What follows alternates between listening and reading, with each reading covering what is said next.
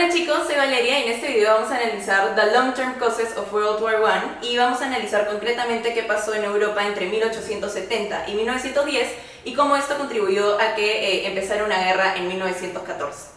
Para ubicarnos, primero tenemos que hablar del Franco-Prussian War, que fue una guerra que hubo entre Francia y Alemania entre 1870 y 1871. Antes de esto, Alemania no era un país consolidado, sino un grupo de estados. Entonces, tras este conflicto que tuvieron con Francia, se dio la unificación de Alemania y después de esto, Alemania creció mucho económicamente, se modernizó bastante y se volvió una nueva potencia económica en Europa. Este sentimiento de prosperidad que hubo en el país hizo que muchas personas en Alemania pensaran que ellos también tenían el derecho a tener un imperio en el resto del mundo como Inglaterra y Francia.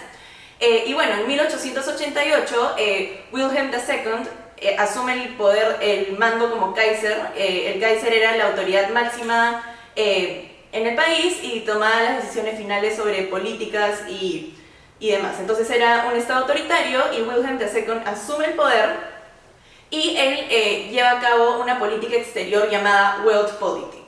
Esta política consistía en proyectar el poder alemán in a global stage, es decir, hizo que buscaran más colonias y que Alemania esté mucho más involucrado en las decisiones internacionales.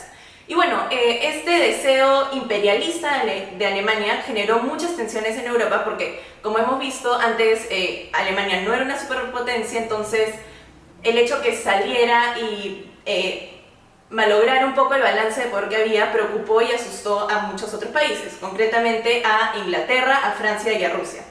Estos países, Inglaterra, Francia y Rusia, no estaban aliados de ninguna manera hasta principios del siglo XX o finales del siglo XIX, pero a raíz de Weltpolitik decidieron salir del aislamiento y formar nuevas alianzas que antes no existían en Europa.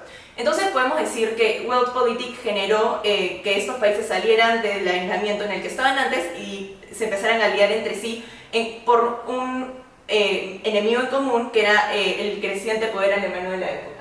Entonces, bueno, concretamente las alianzas que se dieron en esta época fue una entre Britain y Japón, entre 1902, hasta antes de esto Britain siguió una política exterior de Splendid Isolation y el pacto con Japón fue el primero que tuvo con otro país que hiciera que dejaran de seguir este aislamiento.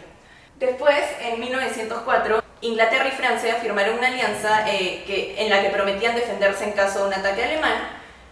Luego, bueno, mucho antes de esto, en 1894, Rusia y Francia ya se habían aliado en contra de Alemania y prometían defenderse en caso de una invasión alemana. Y bueno, estos dos países se unieron antes que el resto porque los dos eran vecinos de Alemania y sentían que era un peligro más cercano hacia ellos. Entonces ellos dos desde antes decidieron juntarse, por más de que eran países con sistemas políticos completamente diferentes. Rusia era una monarquía absoluta en la que el zar decidía todo y Francia era el modelo democrático europeo de la época. Entonces tenían posiciones políticas y gobiernos sumamente diferentes, pero por el miedo a Alemania decidieron juntarse. Y bueno, finalmente en 1907 se unieron Inglaterra y Rusia de nuevo un pacto militar, una promesa de protección militar en caso de una invasión alemana.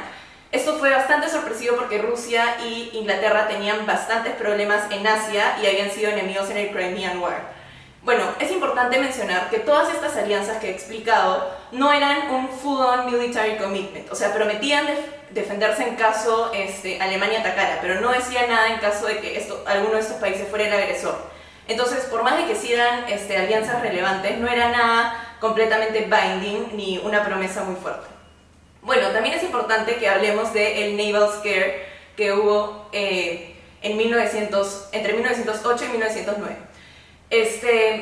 Lo que pasó es que Alemania, al tratar de proyectar su poder y hacer Weltpolitik, siguió una política en la que construyeron masivamente botes de guerra y buques para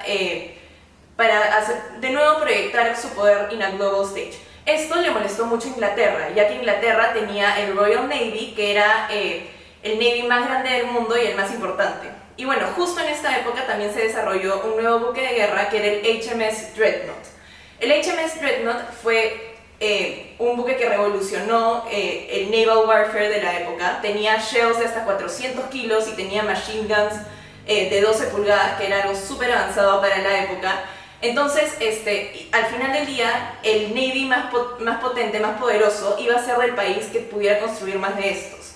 Entonces, entre 1908 y 1909, Britain y Alemania, los dos empezaron a producir masivamente HMS Dreadnoughts, y esto hizo que las personas pensaran que se iba a dar una guerra en el mar entre estos años, entre estos dos países. Y aumentó mucho las tensiones que habían entre Britain y Alemania, hizo mucho menos probable que estos países fueran amigables en el futuro. Eventualmente Britain pudo producir más Dreadnoughts y bueno, pasó este periodo del War at Sea, pasó este periodo en el que se creía que era un War at Sea. Otro punto importante que tenemos que hablar para entender los long-term causes de la Primera Guerra Mundial es del decline del Ottoman Empire. El Ottoman Empire era el imperio que tenía Turquía en el Balkan Area de Europa. El Balkan Area queda en Europa del Este y bueno, el Ottoman Empire había sido muy importante en el siglo XVI y XVII, pero para principios del siglo XX y finales del siglo XIX había decaído un montón y en verdad era inevitable que colapsara el Ottoman Empire acá y lo que iba a pasar es que esta área del Balkan iba a quedar bajo influencia de ningún país. Entonces había varios países que tenían intereses acá. Bueno, lo que también propulsó a que se diera este decline del Ottoman Empire fue una ola de nacionalismo.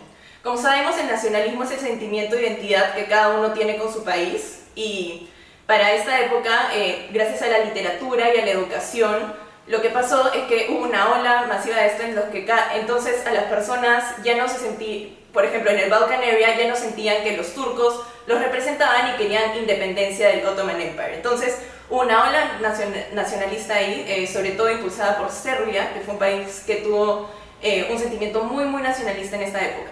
Entonces, bueno, lo que pasó es que básicamente iba a colapsar el Ottoman Empire en el Balkan Area y había muchos países que tenían intereses acá. Serbia, como ya les dije, que quedaba en los Balkans, tenía aspiraciones de extender su territorio y de formar un mini empire eslavo ahí. Rusia, que se veía como un papá o un big brother de los países eslavos, quería que estos países tengan su independencia, entonces como que apoyaba mucho a Serbia y a las nacionalidades pequeñas de ahí. Austria-Hungary también le interesaba mucho esta área porque quería reprimir el nacionalismo que había y como que tratar de que no colapsara el Ottoman Empire porque Austria-Hungary era un multinational empire que quedaba muy cerca del Balkan Area, entonces sentían que si el nacionalismo triunfaba ahí, su propio imperio corría riesgo de desmoronarse. Y obviamente Turquía quería mantener el poder que tenía en esta área. Entonces había muchos países con ideas diferentes de qué es lo que debería pasar en el Balkan Area y esto también generó muchas tensiones en Europa en la época. Y un último factor del que tenemos que hablar es del Imperialism and Economic Power. Como ya hemos mencionado a lo largo de este video, había muchos deseos imperialistas en la época y muchas que claro, tienen sus raíces en el poder económico que tenían los países. Entonces, entre 1870 y 1910 hubieron dos conflictos relevantes relacionados al imperialismo que aumentaron las tensiones en Europa. Uno de estos fue el First Moroccan Crisis de 1905 y lo que pasó aquí fue que cuando Britain y France hicieron su pacto en 1904 quedaron que Inglaterra iba a tener influencia sobre Egipto y Francia iba a tener influencia sobre Marruecos. Entonces, el Kaiser Wilhelm mandó un comunicado a la comunidad internacional diciendo que ellos apoyaban la independencia de Marruecos. Alemania no tenía ningún interés económico, ni político, ni social en Marruecos, entonces solamente hizo esto para demostrar que ninguna decisión internacional se podía tomar sin el apoyo de Alemania. Entonces se estaba metiendo en un problema que no era suyo y lo que quería demostrar el Kaiser era que esta alianza entre Britain y France era bastante débil.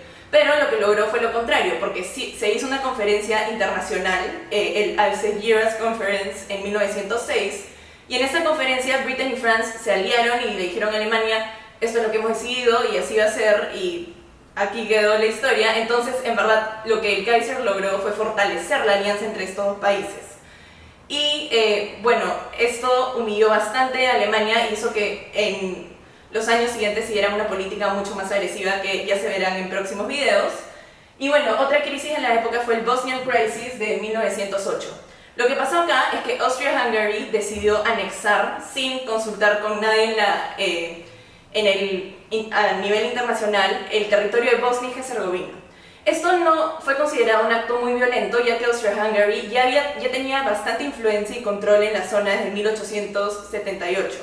Entonces no fue muy radical que decidieran anexar propiamente este territorio, pero lo que le molestó a los rusos es que los rusos estaban en negociaciones con Austria-Hungary para ver más o menos cómo se dividían o cómo iban a ejercer su control sobre el Balkan Area, y Austria-Hungary tomó esta decisión sin consultarle a Rusia antes. Entonces lo que básicamente hizo fue humilló a Rusia, aumentó el nacionalismo de la zona, porque de nuevo los imperios de otros países estaban controlando a pueblos con los cuales las personas no se sentían identificados con estos gobiernos, y bueno, Rusia se humilló también públicamente y hizo que las personas, y lo que logró esto fue que las relaciones de Rusia y Austria-Hungary en el Balkan Area fueran irreparables, o sea, no iban a negociar en conjunto más adelante. Y bueno chicos, eso es todo por este video. Ahora me voy a hacer a un lado para que hagan un screenshot y nos vemos en el próximo video.